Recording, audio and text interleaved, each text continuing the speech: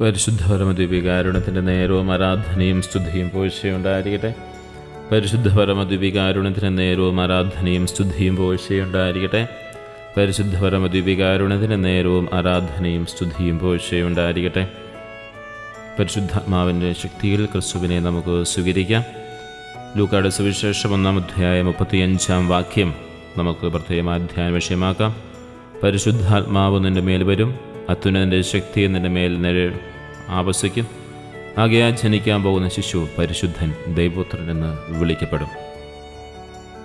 പരിശുദ്ധാത്മാവിനെക്കുറിച്ചോ ദൈവപുത്രൻ്റെ ജനനത്തെക്കുറിച്ചോ ഉള്ള ചിന്തയിൽ നമുക്കൊരു നിമിഷമായിരിക്കാം.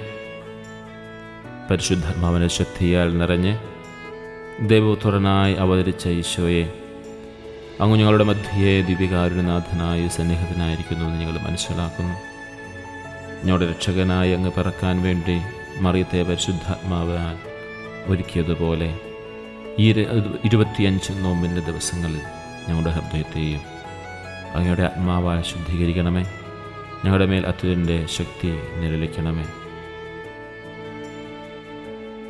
പരിശുദ്ധാത്മാവിൻ്റെ നിഴൽ അല്ലെങ്കിൽ പരിശുദ്ധാത്മാവിൻ്റെ ശക്തി നിൻ്റെ മേൽ ആവസിക്കും.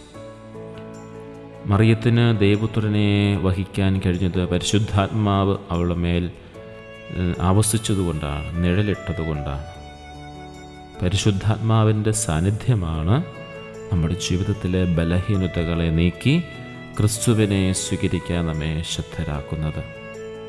ഈ ദിവ്യകാരുണ്യ സന്നിധിയിലായിരുന്നുകൊണ്ട് നമുക്കൊന്ന് പരിശോധിക്കാം.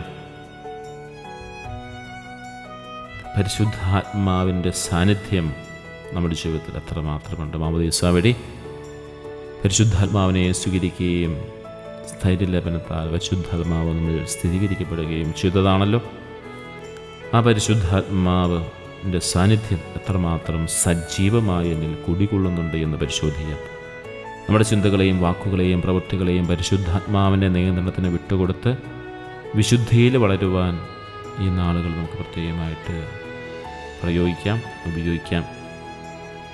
ജനിക്കാൻ പോകുന്ന ശിശുവിനെക്കുറിച്ചുള്ളൊരു അറിയിപ്പ് നമ്മൾ ഈ വചനത്തിൽ കേൾക്കുന്നുണ്ട്. ജനിക്കാൻ പോകുന്ന ശിശു പരിശുദ്ധൻ, ദൈവപുത്രൻ എന്ന് അറിയപ്പെടും. ക്രിസ്മസ് ആഘോഷിക്കുന്ന വെറുമൊരു കുട്ടിയുടെ ജനനമല്ല, അതായത് ദൈവപുത്രൻ്റെ മനുഷ്യ അവതാരമാണ്.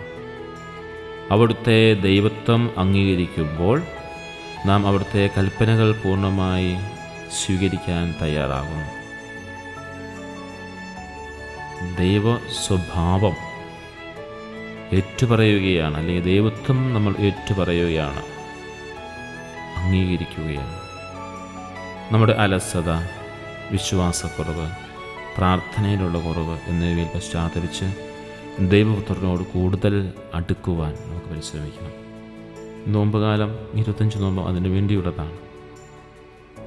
അത്യുന്നതൻ്റെ ശക്തി അത് മാറ്റത്തിനുള്ളൊരു കഴിവാണ്. ഒരു സാധാരണ സ്ത്രീയിൽ നിന്നും ദൈവപുത്രൻ്റെ അമ്മയായി മറിയത്തെ മാറ്റിയത് അത്യുന്നതൻ്റെ ശക്തിയാണ്, അതായത് ദൈവത്തിൻ്റെ ശക്തിയാണ്.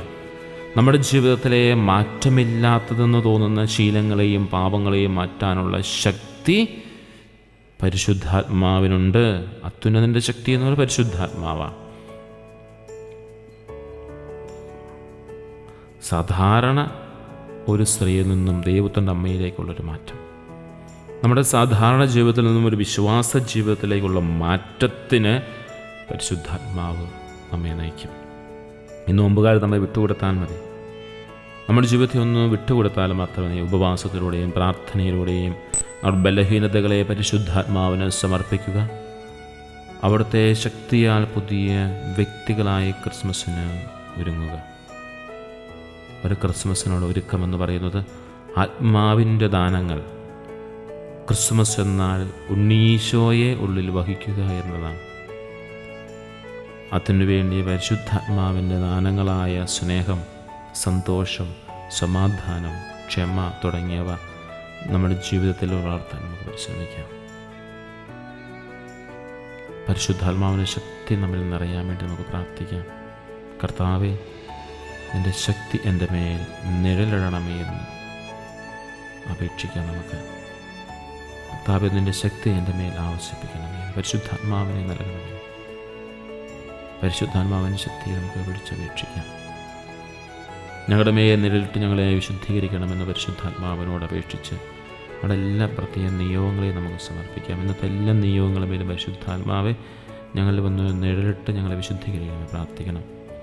ലോകമെമ്പാടുമുള്ള വിശ്വാസികളുടെ പരിശുദ്ധാത്മാവ് നിറഞ്ഞ് ക്രിസ്തുവിൻ്റെ ജനനത്തിൻ്റെ രഹസ്യം ലോകത്തിന് വെളിപ്പെടുത്തുന്നതിനായിട്ട് പരിശുദ്ധാത്മാവെ ഞങ്ങളുടെ മേൽ നിഴലിട്ട് ഞങ്ങളെ വിശുദ്ധീകരിക്കണമേ. ഞങ്ങളുടെ കുടുംബ ബന്ധങ്ങൾ, സാമ്പത്തിക കാര്യങ്ങൾ, ജോലി എന്നിവയിൽ ദൈവത്തിൻ്റെ ശക്തിയും മാർഗനിർദ്ദേശവും ലഭിക്കുന്നതിനായി പരിശുദ്ധാത്മാവെ ഞങ്ങളുടെ മേൽ നിഴലിട്ട് ഞങ്ങളെ വിശുദ്ധീകരിക്കണമേ. 25 നോമ്പുകാലത്തെ എല്ലാ പ്രായശ്ചിത്ത പ്രവൃത്തികളിലും ഞങ്ങൾക്ക് സ്ഥിരതയും ഫലദായകമായ ആത്മീയാനുഭവം ലഭിക്കുന്നതിനായി പരിശുദ്ധാത്മാവെ ഞങ്ങളുടെ മേൽ നിഴലിട്ട് ഞങ്ങളെ വിശുദ്ധീകരിക്കണമേ. പരിശുദ്ധാത്മാവിൻ്റെ സഹായം ആവശ്യമുള്ള നമ്മുടെ എല്ലാ വ്യക്തിപരമായ നിയോഗങ്ങളും സമർപ്പിച്ചുകൊണ്ട് ഞങ്ങൾ മറന്നുപോയതും ഞങ്ങൾക്ക് അത്യാവശ്യമായിരിക്കുന്ന എല്ലാ നിയോഗങ്ങളെയും പരിശുദ്ധാത്മാവെ അങ്ങയുടെ നിഴലിട്ട് ഞങ്ങളുടെ മേൽ വിശുദ്ധീകരിക്കണമേ.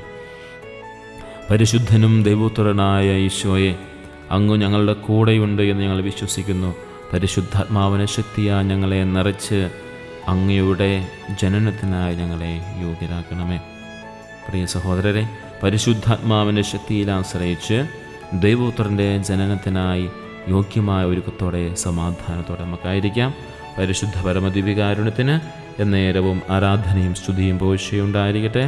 പരിശുദ്ധ പരമദിവ്യകാരുണ്യത്തിന് നേരവും ആരാധനയും സ്തുതിയും പോഴ്ചയുണ്ടായിരിക്കട്ടെ. പരിശുദ്ധ പരമദിവ്യകാരുണ്യത്തിന് നേരവും ആരാധനയും സ്തുതിയും പോഴ്ചയുണ്ടായിരിക്കട്ടെ. നമ്മുടെ കർത്താവ് ഈശോ മിശിഹായുടെ കൃപയും പിതാവായ ദൈവത്തിൻ്റെ സ്നേഹവും പരിശുദ്ധാത്മാവിൻ്റെ സഹവാസവും നമ്മളെല്ലാവരോടും കൂടി ഉണ്ടായിരിക്കട്ടെ, ഇപ്പോഴും എപ്പോഴും എന്നേക്കും. ആമേൻ.